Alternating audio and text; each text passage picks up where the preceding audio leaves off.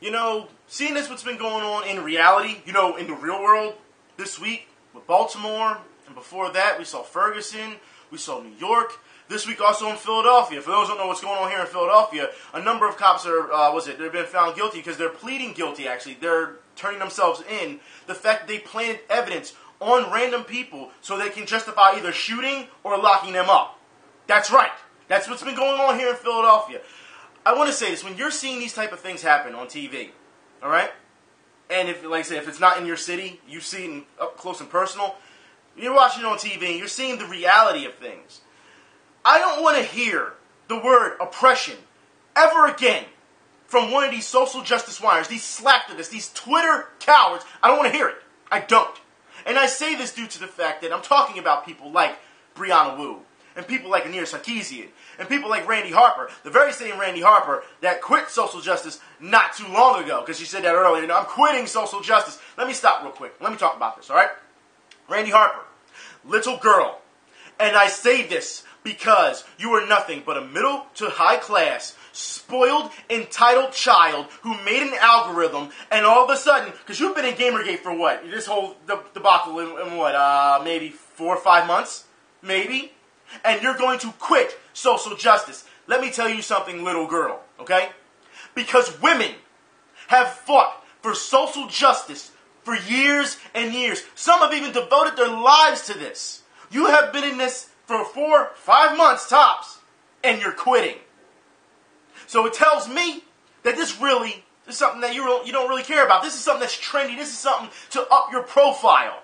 That's what it is. It was the same thing with Lee Alexander when she said, I'm not going to do any more interviews because I'm not getting paid for it. I'm not being compensated for it. Look, I thought social justice was supposed to be to impact lives, to make things to equality for the future to come. But that's not what it is it? Now, you people are just proving exactly what I've been saying all along. Same thing with Arthur Chu, Ian Miles Chung, any of these clowns who want to come out, these bigots that want to come out, these racists that want to come out and say all these things. Just not too long ago, we saw Ian Miles Chung say he was put on a blacklist because of who he follows. Now, you know how it feels. Deal with it. However, I will say this. Speaking of bigots and racists, GamerGate has shown nothing but that since this entire thing has started. Now, we've seen the exposure of all these people within the industry and our community. And for those who don't know what I'm talking about, all right, not too long ago, because I didn't do a video last week due to the fact that the camera battery had died and I had to order a new one, okay? So this is why you get one this week. But understand that when I did that video about Adam Sessler, I had a number of people come in and try to defend Sessler. A number of them said that Sessler shouldn't have been the one who quit the who quit the industry. I should have been the one who left because I am the one who started. Yeah, apparently I'm the one who started all this because I showed you how he acted.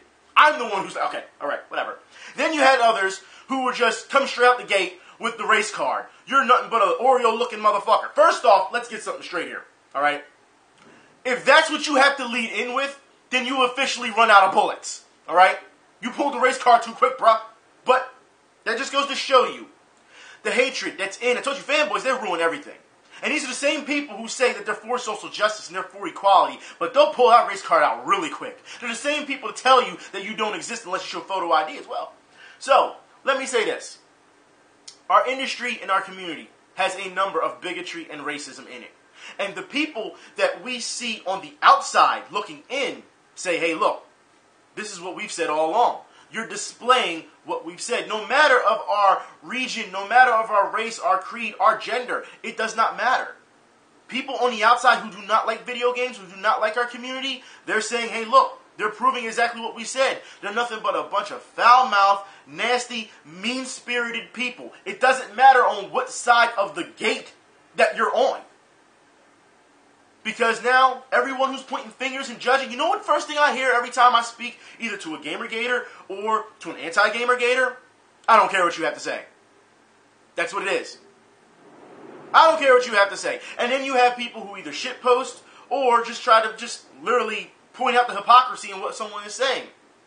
And then nothing comes to a close. Because no one's willing to listen to each other at this point. No one.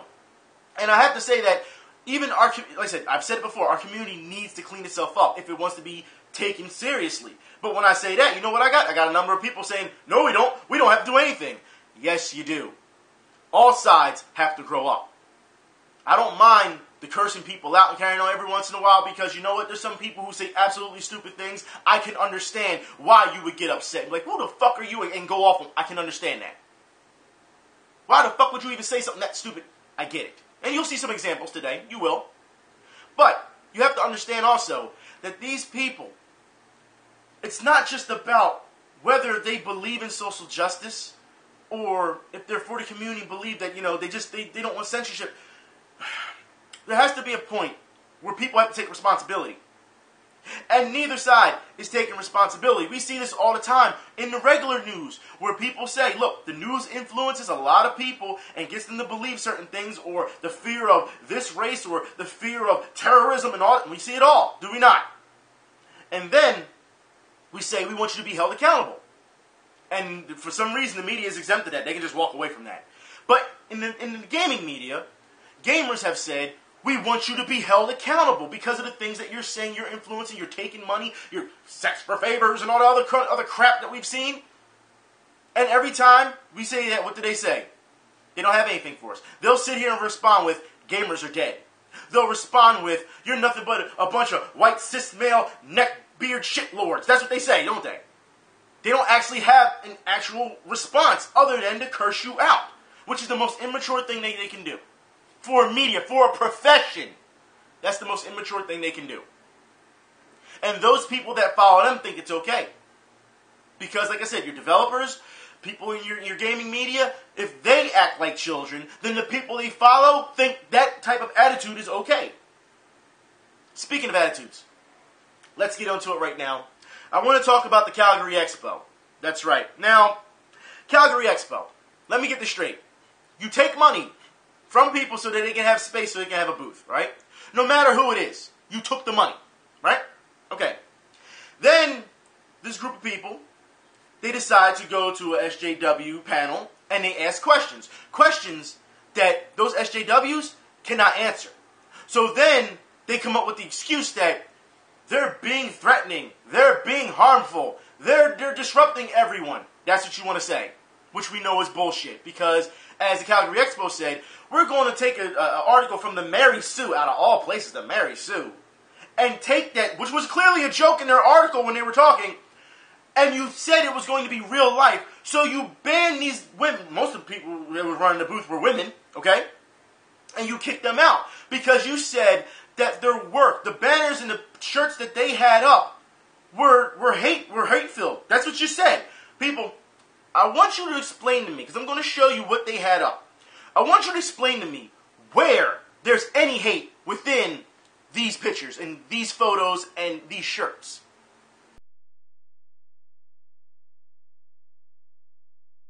And on Twitter, when I had said, you know, I don't see where there's any hate in those shirts, because I don't see anything. I don't.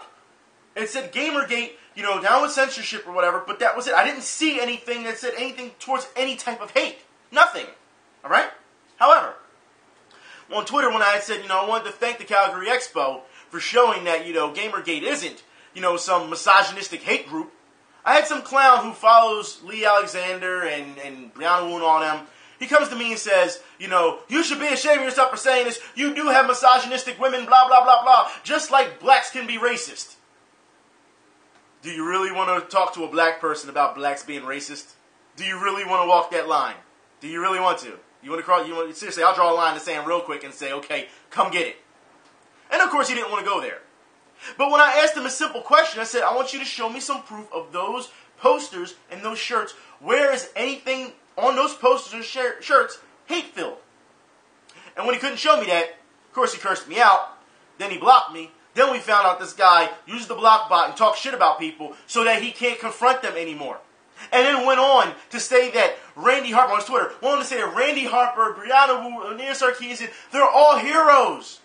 They're all heroes.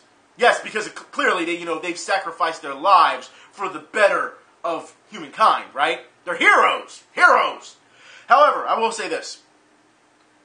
You want to talk about hate? Fine, we can talk about hate. During the Calgary Expo, comic book writers decided, at least one comic book writer decided, he was going to wish death on all GamerGate, no matter who supports it, and that your lives mean nothing. That's right. I want you to look at these tweets and see what he says, because he's trying to say that you have never helped anybody in your lives. That's right. And that your death would actually benefit others.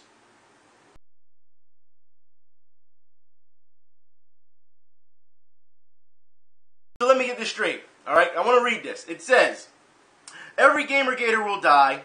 Let's stop right there. How about this? Everyone will eventually die. Everyone. That's a blank statement right there, right? But it says, and their decomposing bodies will do more to help this planet than their lives ever did. Now, I'm going to stop, and I want to say this right now, because clearly this person doesn't know how many people are in GamerGate. You do realize that there are soldiers who have protected this country that are in GamerGate, right? You understand that there are doctors, that are firemen, that who risk their lives, police officers who risk their lives every day are in GamerGate. They support GamerGate. Are you going to sit here and tell me that those people, that they've never done anything to help humankind, but them dying, their decomposing bodies will do more for humankind than being a fireman, being a police officer, being a soldier to protect, and stop. Just stop. See, and this is from a comic book writer. Now, I want to say this now.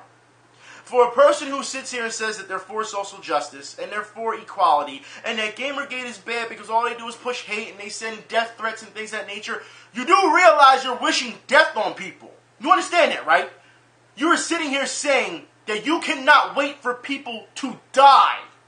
That's what you're saying. Not only does it make you look immature, but it makes you look like a fucking hypocrite. And I guarantee you would not say that shit to anyone's face. Do yourself a favor and stay in your lane. But no, that's not all. No, it gets worse.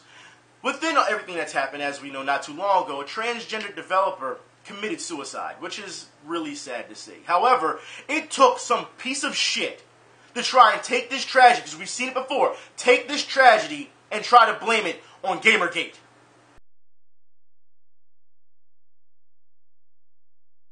So this is the game we're going to play now, right? Just make up lies about people so that, it can push your platform. Take tragedies. We've seen this before. Anita Sarkeesian has taken tragedies and used it as her platform. Brianna Wu has used tragedies to use as her platform. And now this clown. It takes a real dysfunctional, disgusting person to say something like this and blame it on GamerGate. Look, we know that online bullying has existed since the beginning of the internet. Unless you have some proof that says that, look, this was GamerGate, I'm not trying to hear that. But of course, you don't have any proof. And here's the thing. That developer who took their life, their friend came out not too long ago on Twitter and said, look, even though that there was some online bullying, that may have attributed to it, but that wasn't the full cause of everything. So the article that was written was actually misrepresented. Because it was more than that. They said, they talked about the everyday pain that this person was going through. So that it was offline. So it goes to show you that these people will do anything. How disgusting, how lowbrow they can be. And try and win this type of fight, if that's what you want to call it. It's ridiculous. But it doesn't stop there. No. Speaking of Anita Sarkeesian, alright? You have to understand, because the well has pretty much dried up for a lot of these people, alright? And Anita Sarkeesian is upset. Yes. At Polygon. That's right. Because look, and as we know, Polygon has been one of the many sites that has trashed GamerGate from the beginning, have they not? We see that Polygon, everyone's called it SJW site, and they always talk, this is what they do. We know that Polygon is in their corner, right? I'm sure we can all agree with this. However, Anita Sarkeesian is upset with Polygon because apparently Polygon didn't go far enough when judging GamerGate.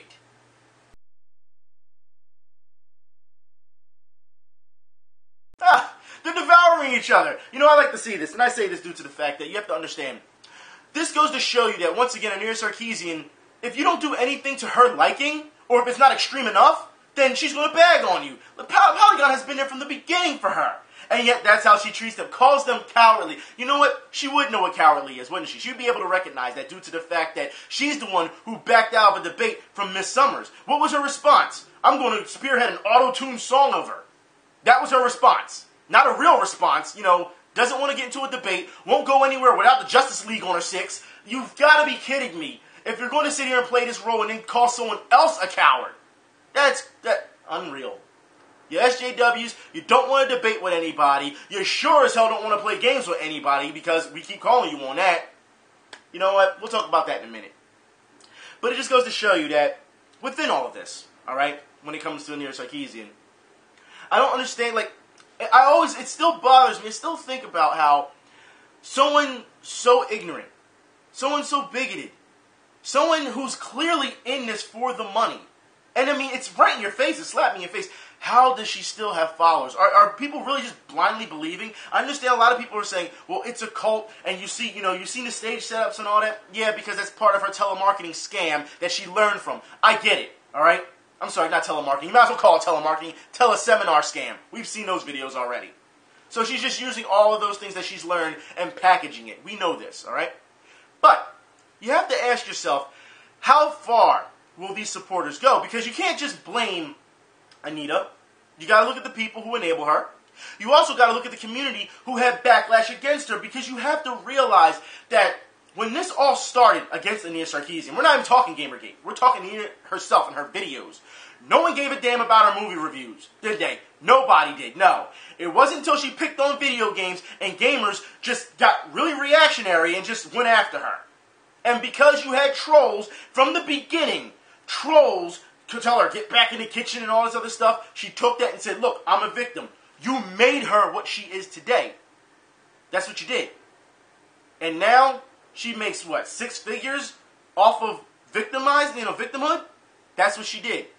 Her hustle worked because people got baited. So when you hear, well, the trolls gave her relevancy, I'm thinking to myself, actually, she trolled the trolls. That's what it was. Alright? So, I'll put it like this. She's not the only person who's still striving for relevancy these days. No. Brianna Wu. Wow, Brianna Wu. She's appeared again. That's right. So, you better catch her right again. And, I'll put it like this. You've got to be kidding me that now that she's taking drastic steps, that she needs to be put in a magazine.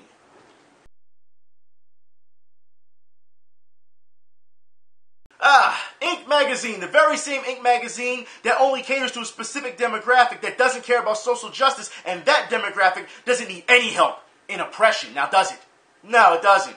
But I do find it funny that that's where Brianna Wu would go, because that's just a big that's hypocrisy at its finest. It is, if you ask me. And I just want to read this because there's a question. The question on the cover says, "Why would anyone want to kill Brianna Wu?" And it's question mark. Well, I got the answer for that for you. No one wants to. So it was a waste of an article, as far as I'm concerned, because we've already seen Brianna Wu harass herself. It's over. It's over, as far as I'm concerned. And you have to be kidding me that Brianna Wu would still try to play this victim thing, after we've already caught her. The internet will never forget that. So no matter how many articles that the media writes, it's still there on the internet. It will never go away.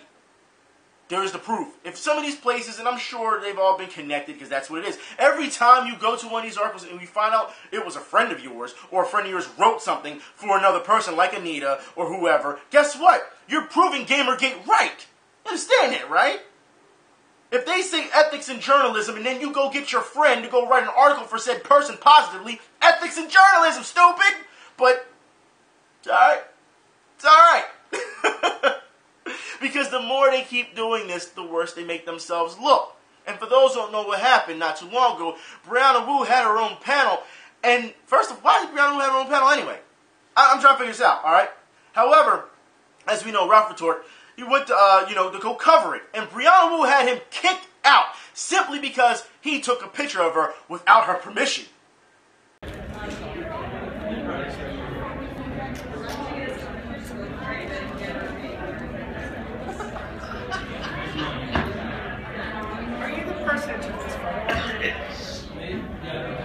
Okay, so can you need this person take me out here right now? Okay, thanks, ma'am. Get out.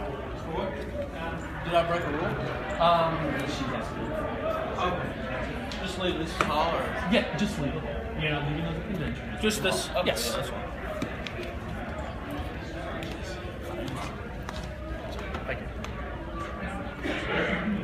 Could you please make sure he's permanently kicked out of this convention, please? You want him out of the convention? He needs to get going permanently. I'll get to your picture. You need security to follow that person. What do you do? This is Ralph McCoy. This person's doxing my family. This is Ralph McCoy. He's taking pictures without my permission. I can't wait. If you're not going to do it, I can't speak. Where is he? He just walked out. Okay, he's out the door. Even out of here, we cannot go down to the vessel. He just took pictures without my permission. I have to show you. Excuse me, sir. Hi, ladies and gentlemen, I've got a quick question. I need everyone, please. There will be no recording of this at all. Please, no picture. So let me get this straight. You got mad because he took a picture of you, so you kicked him out, okay? Then you have this guy come out and say there will be no photos or recording of a public speaker at a panel. You understand when you are public speaking, people are allowed to take your picture and record. They're allowed to do these things. You can't sit here and say, you didn't have my permission as a public speaker. That's what you deal with. When you are doing panels, or if you're in a debate, or you're on a podium somewhere, it doesn't matter where. If you're in front of a crowd, you cannot say to the crowd, none of you can take my picture because it's not authorized. No, you can't do that. That is absolutely ridiculous. And it goes to show you this is more of the sensitivity in this whole victimhood that Brianna Wu is trying to play. It's absolutely ridiculous. But since this is about taking a picture, I'm wondering what Ralph posted that would get Brianna Wu so mad. Why don't we see his tweet and see what he posted? So wait a minute. That's all Ralph tweeted? So let me get this straight, all right? That's all he said was Showtime with a question mark and a picture of you public speaking, getting ready to public speak. And that's all it took to trigger you and play the damsel in distress role. But strong, independent woman, no. Really? Is this where we're going? You've got to be kidding me. And you know what? I'm surprised that security didn't look at the evidence and say, oh, that's all he tweeted? Man, if you don't take your ass on over there and go do your public speaking, he ain't say anything wrong. You think that's what would have been said. But no, nobody wanted to check anything. Nobody. It's just, this person's harassing me. So you can just point at anybody at a panel like, this person's harassing me, they're disturbing me, kick them out. And they'll just do it. They're almost like stupid henchmen at this point. You have to be able to look at things. You have to have some type of proof and a fair shake of what's going on if you're going to kick people out. That is absolutely ridiculous. However, I do want to talk about this some more about strong, independent women, because as we know, as of late, in this previous couple of weeks, we've seen the government, Hillary Clinton, we've seen a number of, senators, representatives actually come out, state representatives actually come out and talk about, how GamerGate should be, investigated and things of this nature because women in gaming deserve more in video games. As we know, we talked about it last week, video games, are too violent and things of that nature. Check this out, all right? Just to backtrack a little bit and then give you more proof of what's going on, okay? So, let's get into this. The U.S. Department of Education combines gaming with educational opportunity. That's right. No, that's not all right? The U.S. government sees positive impact in video games. Now, you know what? While people can say, yeah, it's fine, yeah, you know what? You spent years bagging on video games, government, did you not? Okay, and all of a sudden now this comes out during, close to election time, all of a sudden now we see the positive impact in video games. I'm not buying it, all right? It's the same thing what we saw with, President Obama putting his ads in Burnout. We see, it's almost become a tradition now that you put presidents in NBA Jam. You gotta be kidding me that all of a sudden they just saw the light. I'm not trying to hear that, man. I'm not. There's just more to that. They say this is all a hustle. But, like I said, strong, independent women. And when we see these type of things, especially in our gaming community, because as we know, SJWs love to talk about the equality. They love to talk about how, they're part of this group and that us men are holding them back, right? They like to talk about that. And then you have these white knights who say, look, I agree. Us men are holding you back, but I'm not one of those type of guys. That's what they say, right? Okay, so then tell me why on Twitter, and I want to get this straight, all right? Platinum Paragon versus Benign Citizen. For those who don't know what I'm talking about, all right? These tweets. Check out how this guy tries to call her a fake gamer girl when she challenges him to Tekken.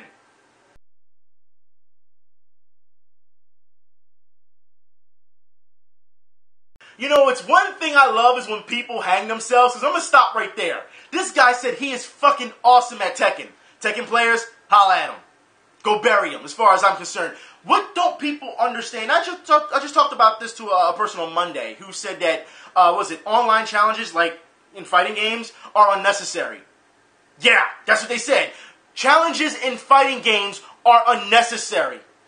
Think about that for a minute. Because then it wouldn't be a fight. It wouldn't even be a game if that was the case, right? There wouldn't be an adversary to take on if you didn't challenge someone. Just saying. However, and the person just didn't understand that, alright? And then just started calling me a bunch of names. Go figure. But the fact is, alright, when you have people, and I've said this time and time again, when you have people who sit here and talk about how great they are at a game, you're damn right somebody is going to challenge you on it. They are. Alright? So yeah, red flag is up there. He thinks he's so awesome. Challenge him. And I say this due to the fact that you have to understand that there's going to be people in this world, no matter sports, video games, whatever, as long as competition is around, if someone says they're great at something, someone's going to say, okay, well then show me what you're worth. Show me the proof. That's what they're going to do. So, since he wants to open his mouth about how fucking great he is, fucking awesome he is at Tekken, well, let's look at the rest of what's going on. Tarnish my image in the conversation. Who you gonna scrimmage like you the champion? You might win some, but you just lost one. You might win some, but you just lost one. You might win. So she said that she would destroy you. She'd demolish you in Tekken, and you back down. So let me get this straight. You talk shit about how great you are. You call her a fake gamer girl, yet she's saying, well, if you think I'm fake, won't we play then? Because because I put it like this, if she's a fake, then you'll run right through her, right? With no problem. You'll just run over your steamroller. But instead, you back down and still decided to talk shit like you were the bigger person. Ha ha ha ha. No. You lost, alright? And I see this a lot on here, especially on YouTube. A lot of guys like to talk about how great they are, and then when you challenge them, they like to run away and still talk shit. You know what that is? That's a sucker. That's a bitch in my book. The fact is, dude, you just lost. She don't even have to play you now. You lost. Don't sit here and talk about how great you are and then say, no, I'm not going to play fake gamer girl. If she has the game and she's saying, look, we can do it right now, what's the problem? And yet you're the same person that says, we need to show equality, with women in gaming, and they're just as competitive as men. You just had a woman, just challenge you, and you got scared. That's what it is. You got scared. It's amazing. Suckers, man. It's all a bunch of suckers. That's all it is. I've never seen gamers so afraid, or should I say SJWs, or whatever. I've never seen people who talk so much shit, so afraid to show what they're worth. Never seen it. It's that false sense of ego, because God forbid his ego is bruised, right? Okay, all right. I really hope that she actually does get her match with him, and even though she's already won because he backed down, I would love to see her destroy him, and like someone record that and see that. That'd be hilarious, all right? Or, like I said, since he thinks he's so fucking awesome, you just put yourself out there in the Tekken community, and people don't understand. This is how the FGC works, okay? Because you can't say you're great at something without someone questioning. Like I said, someone's going to say how many tournaments you win, how many majors you win, how many wins you have online. Like, people are now, you can't sit here and say something like that and expect not to be called on it. You just can't. You can't, all right? Now let's move on to more fighting news, all right, please. Markman, for those who don't know Markman, you probably know Markman from being in the fighting game community. Also, for those who don't know, he was in Dive Kick as well. Markman's car was vandalized and broken into. And because of this happened, the fighting game community may mean no more Tekken 7 previews in the near future. Because his car was broken into and they stole a lot of stuff, all right, equipment, things of that nature. What's sad about this is that, I'll put it like this. One thing, you shouldn't even be keeping stuff like that in your car, number one. Number two, even when you do, you expect it to be a secure area, but you should know how this society is. People are going to break in regardless. Vandalism, theft, and now, you may not do it again. And I believe they're having some type of charity for him to raise money to get the stuff back so he can keep doing this type of thing. But it's sad that it's come to this, and Markman hasn't done anything wrong to the point where, you say, well, good on him, he deserved it, or the karma's coming. No. He hasn't done anything like that, you know what I mean? He isn't a bad guy. As far as I'm concerned, I haven't seen anything. So it's kind of sad to see that, people have to go to this route. But guess what? We're going to see people on tough times. And this is going to happen. You should know, if you're going to go somewhere, secure your stuff as much as possible. I mean, like I said, I'm not going to jump all over him for, him doing that. But you got to think, there are people out there who will do this. You know what I mean? There's people who get robbed. Just they pat your pockets and go through your pockets. Let alone go to a car that's insecure. No one's really secure in the area, and just break into it and take stuff. We see this all the time. So. Yeah, I mean, anyways, it's kind of sad to see that happen. But in more fighting game news, a leak prompts dev to reevaluate new characters for Tekken 7 on the PS4. So they're talking about reveals. And you know what? I don't buy into this article because, as we know, regardless of leaks, because look, if it's a leak, guess what? It's got to come from your company. It's got to come from people. Like, gamers just can't get leaks out of nowhere. You know what I mean? Like, that's not how it works. The leaks have to be brought out from somebody in their staff. That's how it... I don't know. I really don't buy in the article that they're going to hold back, reveals and things of that nature. They got to be more cautious about it. I don't see that happening, to be quite honest. But I'm going to move on. MKX, John Edwards, that's right. He says, we are always trying to bridge the gap between the more casual fans. Why? Why? Get good. That's all you have to say to casual fans. Get good. Spend the time to learn the game. If you're going to pay $60 plus DLC and all this other crap for it, learn the game. It doesn't need to be, oh, we got to dumb it down for everyone. No. If people are paying these prices for these games, they're going to have to invest the time into them. They shouldn't just be giving this stuff in handheld to them. No. Get good. That's simple. I can't believe that they actually came out and said this. Like, this is just, I understand that you, from a PR standpoint, you want to make it seem that way because you want to boost your sales for more people outside of the MK group. I get it. But like I said, for every game that you buy, you have to invest time into it. You have to learn it. It's not just everything just handed to you. I don't understand how that even... I don't understand where that logic even comes from. Like, why do people think that's okay? I don't know. Listen, I'm going to play this. If I buy a game and I sit down and play it, I'm going to spend my time on it because I paid my money for it. I want to get my money's worth. I want to learn how it works. I want to learn the mechanics. I want to see the frames. All these things you want to learn as much as possible because you put the money out there for it. It's not just... oh, well, I'm going to buy MKX and I'm just going to enjoy it and get body as soon as you get online. And then get mad over it. No, that's not how it works, man. If you're going to get into something like MKX, you really do have to, invest the time into it and learn it. And I feel like this because I've seen on a number of streams where when I say people get mad, they get mad because you beat them, and then they send you hate mail, and you don't play the right way or this. No, how about if that person beats you? If that person beats you a specific way, that means that your defense was weak. That means learn from it. Rematch and play again. Don't sit around and keep sending hate mail to people for 20, 30 minutes. All right? And when he says rematch, you have your rematch. You could have had the rematch already and played, and you're still sending messages. That makes no sense. I don't know. Anyways, I want to move on. All right? Capcom. Yeah, Capcom. Alright? They filed a trademark for Capcom Fighters Network. We'll see what comes with this. We will. As far as I'm concerned, I have some bigger news I have a problem with Capcom later. But this, for some reason, is... it's actually, I think, somewhat of a step in the right direction, depending if they can really drive their fan base. I think they're really going to try and reveal this Capcom Fighters Network and get it all up and running by the time that Street Fighter V comes out. Because you want to hit them with it's like a 1-2 punch, you know what I mean? And you want to make sure that, fans are so overwhelmed, I want to say, with all the stuff that Capcom is doing, with the Fighters Network and Street Fighter V, that fans will say, Capcom has, redeemed themselves, and I'm going to just throw them money. I think that's the key. It's strategy, as far as I'm concerned, when it comes to marketing. So, let's move on. Capcom Director already has ideas for a new Rival Schools game. Well, I'm not going to say that I'm happy just yet, due to the fact that Capcom, ever since Rival Schools has been a long time since Rival Schools has been out. So, even though this director already has ideas, guess what? Gamers have had ideas for it for years. I understand that you're at the forefront of this, but I would say you should talk to the Rival Schools fan base and see what they had in mind before you decided, I have ideas. So then you two can collaborate and come up with the game that you want, so that you know it will sell. That's what you should do. This is a good time, Capcom. I know you don't like to do this, but this is a good time to listen to your fan base. What you can do, okay? Now, I want to move on, because I'm going to come back to Capcom. Like I said, I got to talk about Capcom in a minute, but I want to move on. There's some other issues that I need to talk about first, okay? Sakurai. For those who don't know, he says that after release DLC is a scam.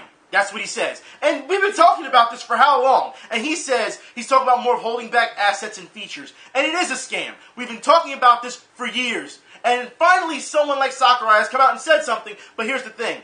Not enough people are coming out and saying it. Why? Because when developers come out and say this type of stuff, guess what? They're part of it. They're part of the problem. I'm happy that he did come out and say something, though. However, I do want to talk about Super Smash Bros. More. Because for those who don't know, a hentai website sponsors a Super Smash Bros. Esports gamer. Now, hear me out here, okay? Please hear me out. This is horrible, okay? And I know you're saying, but Event, why? It doesn't matter. Who doesn't like hentai? Who doesn't? You have to understand, once again, people on the outside do not like to see these type of things. When you're doing esports and you want to be professional, you have to act like professionals. We've seen it way too many times. Too many people trying to, steal people's money. People getting mad, cursing each other out, throwing down controllers, acting like children. We've seen this. And when it comes to sponsorship, you have to get the right sponsors because you have to have the right image. You cannot have the hentai website sponsoring you. And you want to know why? Because like I said before, when you're on ESPN, they won't show that stuff, all right? They can't show that stuff because it's a family network. And for those who don't understand what's going on, all right? Like I said, people on the outside. For those who don't know what happened. Not too long ago, ESPN2 showed more esports. And Colin Cowherd, and I say Cowherd because that's what we call him in the sports community. Colin Cowherd. Not Colin Cowherd. Colin Cowherd. That's what we call him. He actually bagged on esports and gamers in general. So, let's hear what he has to say. Here's what's going to get me off the air. If I am ever forced to cover guys playing video games, I will retire and move to a rural fishing village and sell bait. You want me out? Demand video game tournaments on ESPN because that's what appeared on ESPN2 yesterday. Nerds! Thanks to a partnership with Blizzard, there was a League of Legends battle for 2.5 hours yesterday on ESPN2. So while many of you watched Kevin Harlan and Reggie Miller call the Rocks Mavs game on TNT, Artosis and Day 9 called the Heroes of the Storm game on ESPN2 yesterday. I really enjoyed seeing how Berkeley was able to control that map to get the coins, really punishing them with the pirate ship. If ESPN ever forced me to cover that or do play-by-play, I would quit. Now UC Berkeley is cursed, which means their buildings are not firing. Their minions are very, very weak. Get that giant boss down at the bottom left. They're even clearing out this bruiser camp. That was called Heroes of the Dorm. Really all that matters is who gets the third tribute. Do you get 3 total so that you can curse your opponent and, of course, make it so his buildings don't even shoot at you? Somebody lock the basement door at Mom's house and don't let him out. One team goes for the top chest, the other team goes for the bottom chest, and everybody continues to play peacefully. I will quit this network if I am ever asked to cover that. And that is 2 heroes taken down by UC Berkeley. It's called Heroes of Dorm. And this is important because once you get that third one, and they hit that level 10, get that heroic ability. They are going to be the aggressors. Okay, I tagged out at Harry Potter. Okay, I tagged out at Harry Potter. and the Hinterland blast was about 20 milliseconds too early. This is the equivalent of trying to slam dunk before you have control of the basketball. It doesn't pan out very well, and that was the moment that immediately UC Berkeley capitalized on and continued to tip the game back to their favor. I tolerated Donkey Kong. Okay. I'll tell you that what that was the equivalent of there, not the Hilderland, of me putting a gun in my mouth and having to listen to that. Oy, oy, oy.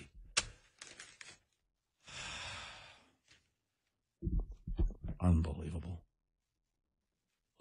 You know, the funny thing is, listen to how intense they are. These guys are totally into it. And that is 2 heroes taken down by UC Berkeley.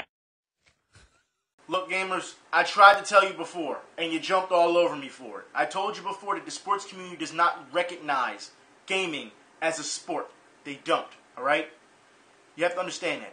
However, with Colin Cowherd, with him, it's more about what's gaming, because like he's nitpicking here, because he's getting mad at the announcers. Look how into it they are. Yeah, that's their hobby. They're going to be into it. Just like how you're into sports, you're going to talk passionately about sports. Just like those people are going to talk passionately about gaming. It's their hobby. But you have to understand that, yeah, gaming, I've said this before, I don't think that gaming is a sport. However, when you have that many people watching, you could do something good with that. And instead of Colin Cowherd sitting here saying that, hey, if we push this in the right direction, it could be something. Not just monetary value, because let's be honest here, how many people have watched streams simply for charity? But he doesn't talk about that, does he? No, he doesn't. Like I said, they don't know how far these things can go just watching. And I want to talk about this because, since he's so upset about it, you have to understand, watching people play games could soon be a billion-dollar industry. That's right. Soon. Now also, I want to say this. Guilford High School Field's video game team is listed under competitive athletic offerings. Yeah, that's what they're doing now. Now also, there's more. This is kind of silly if you ask me, okay? Esports finally has its first injury. Sends a 22-year-old male player into retirement.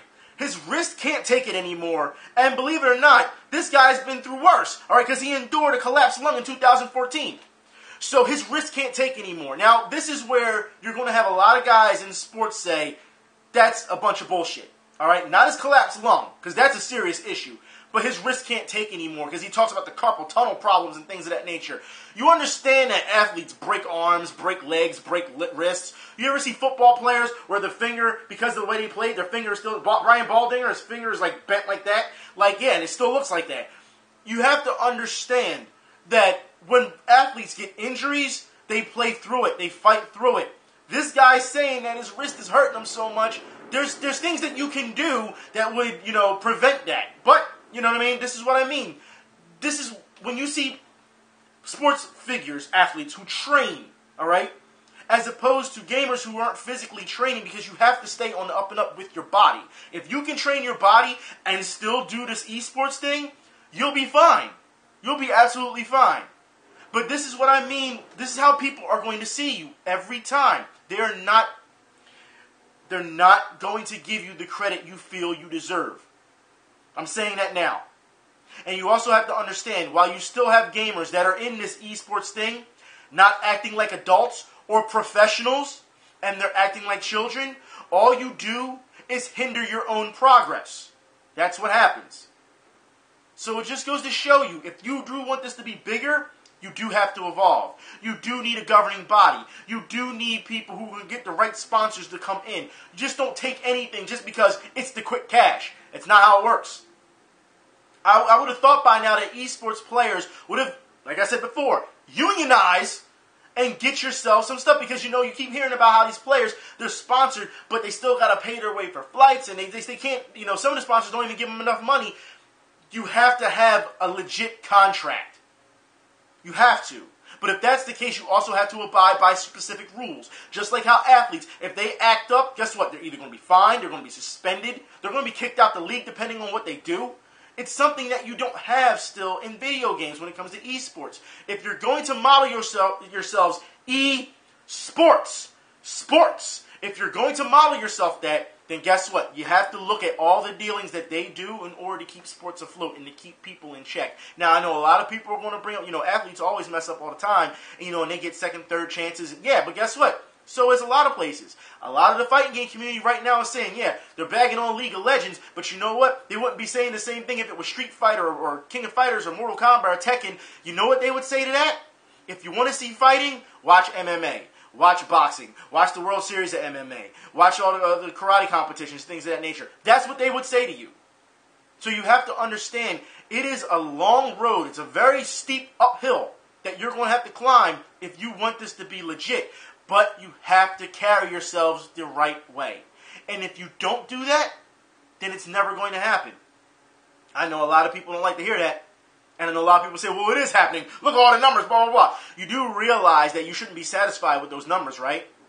You should never, as a competitor in general, in life, you should never be satisfied. If you see, hey, look, we've got this point, this is great, you should be thinking to yourself, well, if we didn't act up and we didn't have all these problems, we'd be even higher. That's how you have to look at it. There's too many people who are, how can I put this, too comfortable. They're too complacent when it comes to how things are. You should always push forward. Anyways, I want to move on.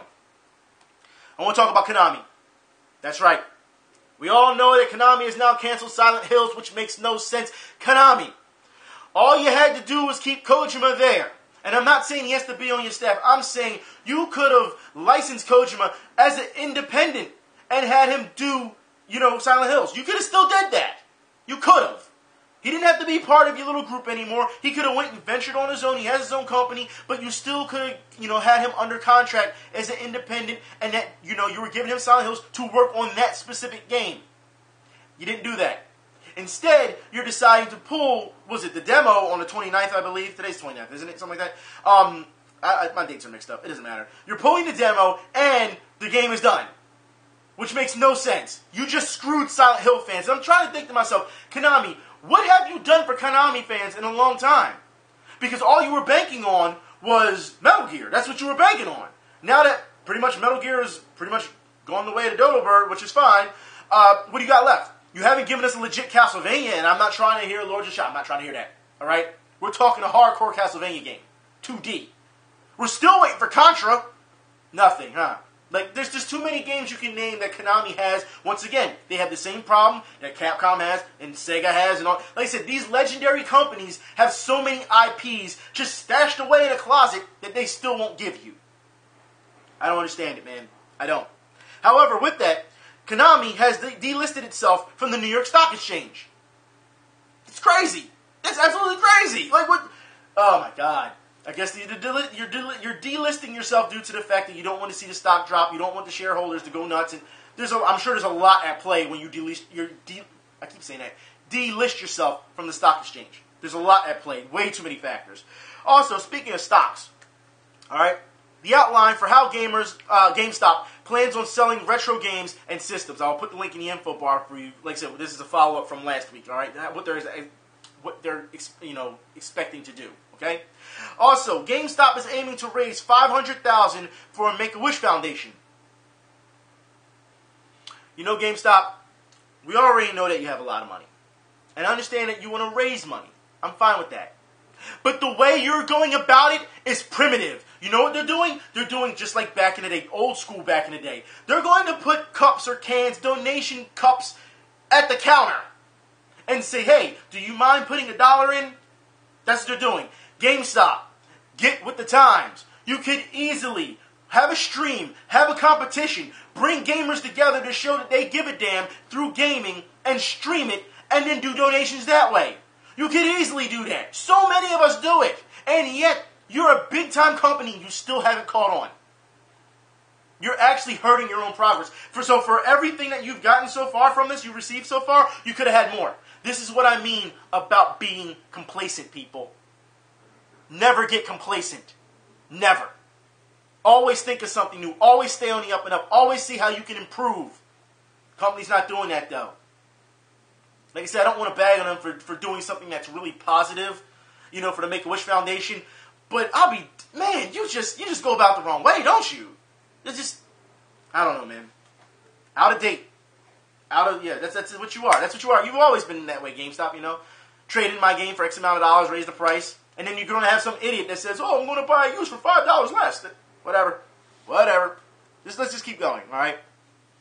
Valve. Let's talk about Valve. We all know about the paid mods that was going to be on Steam, and Valve has removed those paid mods. I don't know why anybody would have thought that it was okay to have paid mods to begin with. I don't get this. I really don't. Like, seriously, paid mods?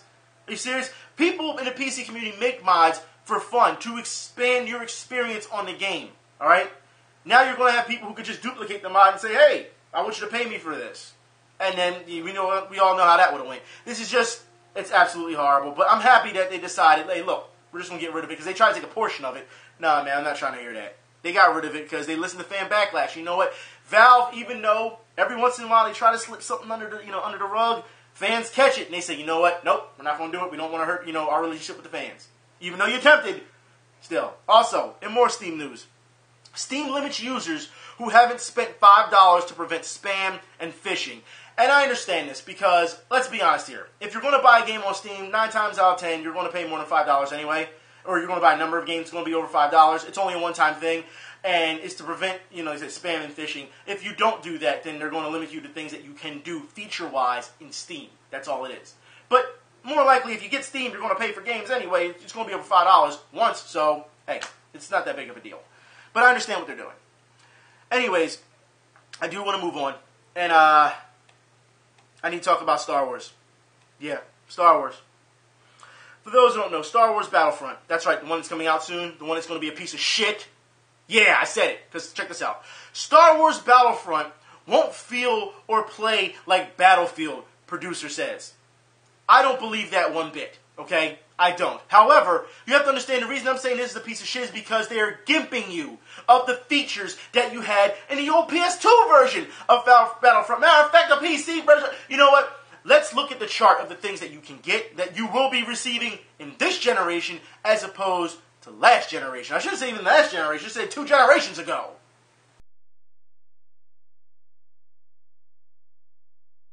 So once again, you're going to pay more for the game this generation, as opposed to back then, where you paid less because prices have inflated.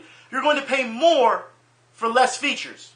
I'm just saying, and for those who could not see that picture because the screen's too small, I will put the link in the info bar where you can see it. You can blow it up so you can see it for yourself. Okay? So it'll be there.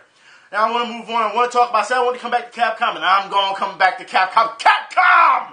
What is wrong with you? For those who don't know what I'm talking about, Capcom reveals a new Ghostbusters mobile game. And we talked about this before, about how they were looking for people to test the game. However, if anyone has not seen what the mobile game looks like, you know what? Let's look at what the mobile game looks like. This is the picture of what the damn game looks like!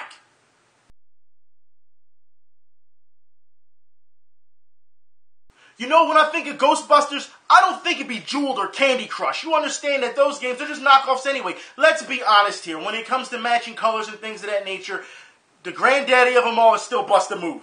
Okay? Let's be honest here. But Capcom, you have to understand, the reason that you're being lazy, and I'm calling you lazy, is the fact that you took that money after you made Monster Hunter. And you took the benefits from Monster Hunter, all that money came in. And you opened up a mobile studio. And this is what you have to show for it? This. So you pretty much made a knockoff of Bejeweled or Candy Crush, and with a Ghostbusters franchise to milk the franchise and hope that fans flock to it. Capcom. Very disappointing. Very disappointing across the board. It's like, seriously, like, come on, you got to do better than this. I mean, it's bad enough that we've seen your lies and your excuses over a couple of weeks about multiplayer and Resident Evil and things of that nature, and I'm not trying to hear it. And then now this. Like, I could have really stuck with EA and their bullshit, I really could have, but that is just... Anyways, please, let's just move on, please. Oh my god, Capcom, just go sit down. Seriously, fill the bench. Anyways, Sonic 2, Streets of Rage 2, and Gunstar Heroes are getting 3D remasters for the 3DS. Now, I understand that people are saying, gotta pay for these again? I understand. They're quality games, they are. I mean, it really depends if you want it that much for the 3DS, and I don't know what features really they're going to bring to the table just yet. I'll be keeping a close eye on it to see if it's really worth buying. But so far, they're getting remasters. Also, Mario Kart 8, I gotta talk about this. Now, not too long ago, we talked about how it was getting an upgrade for the 200cc, and that, you had to do the patch and everything for it. Well, now, here's something that you don't know. For those who haven't upgraded yet, if you're going to play Mario Kart 8 in the future, okay, you actually have to use the brake button. That's right. And then the 200cc, they're actually making it mandatory that you have to use the brake because of the way the way the speed is and the course is designed. You're going to have to use the brake button now. So I find that funny because have we ever had to use the brake button any other time? Not really. No. We use the turning button. You hop every once in a while. But that was it. You grind. That was it. We never really had a reason to use the brake button. Now you got to use the brake button, which means it's not useless anymore. That's good news, actually. It gives you more gameplay. So I want to move on. Last piece of news. A person who's a ringleader in a knockoff Xbox ring gets 18 months in jail. source code and blueprints swiped. Now look, let's get something straight here, all right? 18 months for a knockoff Xbox ring. Now, I would have thought that the person would have got more time, but hey, if that's what they're going to give him, that's what they're going to give him. I don't think that 18 months, I mean, it depends on how much they made on it too. You know what I mean? Was it really worth the cost of, going to jail for 18 months? We'll see. But I'm sure that we've seen worse, I would say worse crimes, less crimes that got more time. I mean, it really depends. I don't know. Anyways, people understand. For everything we've seen today, I mean, I don't know, Capcom, that really pissed me off. But like I said, the key thing here is responsibility and, growth. It really is. You can't sit here and tell me that you can have these things and these people acting a certain way, but you still want to be bigger than life. And you can't do that. You have to, it's just like society. You have to behave a specific way. You have to show that, that you're worth a damn. You have to have that regard about yourself. You have to care about yourself enough to say, hey, look, I'm better than this. I'm better than, like I said, with esports, I'm better than, throwing controllers and throwing a fit on camera. Or, when it comes to GamerGate, I'm better than showing that, these, I shouldn't say showing, but I'm better than, these people, sending death threats and, they're hypocrites. Clearly, they're hypocrites and bigots and everything else. But you got to say, yourself, you're better than that because you know that what you're fighting for isn't what they're saying it is. You know that. You know what I mean? Every time you see something, developers, the same way. You got to say that you're bigger than those who do act like idiots and, and call you a bunch of names and send you death threats and say, you know what? I'm better than that. I'm not going to engage in those type of people, and stay away from them. The media, you have to say, you know what? We're better than this. We can't keep giving our friends all this press and things of that nature and under the table type stuff. You have to. At some point, somebody has to say, we need to evolve and in the right way. And it seems like we're not seeing that. We still see the same amount of drama. We still see the same amount of, I don't want to call it carnage, but chaos, online. It's the same thing over and over. Gamers have to say that they're better than that when it comes to playing video games. If you think that you're so great, someone's going to challenge you on it, guess what? You're going to have to prove it. You're the one piping it up. You're the one who's talking how you're so great. So now it's time to put up a shut up. But if you're better than that, then prove it. Just like if you think that you're so good, you don't need people from MKX to come out and say, we're going to treat you, we're going to treat you more casually and try to help you out more. Why? If you're better than that, you don't need help. Everything comes down to growth. Everything. And it seems like all the problems that we see, they keep repeating itself because people have become stagnant. Some people think if they keep going on this that, it'll stay. Could you imagine if the drama was eliminated from gaming altogether? People are like, I don't know what to do now. Oh, you mean play video games? Yeah, because God forbid you play video games. You talk about games, but you don't play video games. And I've seen so many people spend so much time on Twitter trying to fight with this, this whole, SJW thing, and they fight constantly, and they're on, you can just see their timeline, it's just that's all it is. And it's like, do you even take a break to play a game? No? This person just challenged you to a game, but you're scared to play? What's going on here? Shouldn't you be, practicing more on that? I mean, seriously, y'all know it's like, I don't have time to do all that. That's why I give y'all one gaming video a week. It'll be 2 this week, but it's for a cause. So, that's one thing. But it's still gaming related. But you have to understand that this is what it is. You know what I mean? You're supposed to be having fun. You're supposed to be, I don't know. I think it's absolutely ridiculous that we see so many people, so much hatred. And I say this because that's what it is. It's hatred. And it's just mean-spirited. And these are coming from people who are supposed to be adults. They really mentally, it really is junior high school. That's what it is. And they should know better than this. And then you have also developers who will come out and claim, and some YouTubers too will come out and claim, I was bullied as a kid, and now this is my way to pay back the world. And it's like, that's not the way you do it. That's not the way you do it. Like I said, you're supposed to be above that. But whatever. Like I said, I've never seen so many people get so upset over online challenges. Never. What would you have done this? Would you have done this in the arcade? If someone challenged you, if someone stood next to you and said, I'm putting their quarter and say, I'm going to play you. Are you going to say, you're a fake, blah, blah, blah, blah. I'm not playing you. Ha, ha, ha. Like, come on. You know what? I'm done. I'll talk to y'all later. Y'all be safe. Go ahead and play some games. Have some fun. I'm out.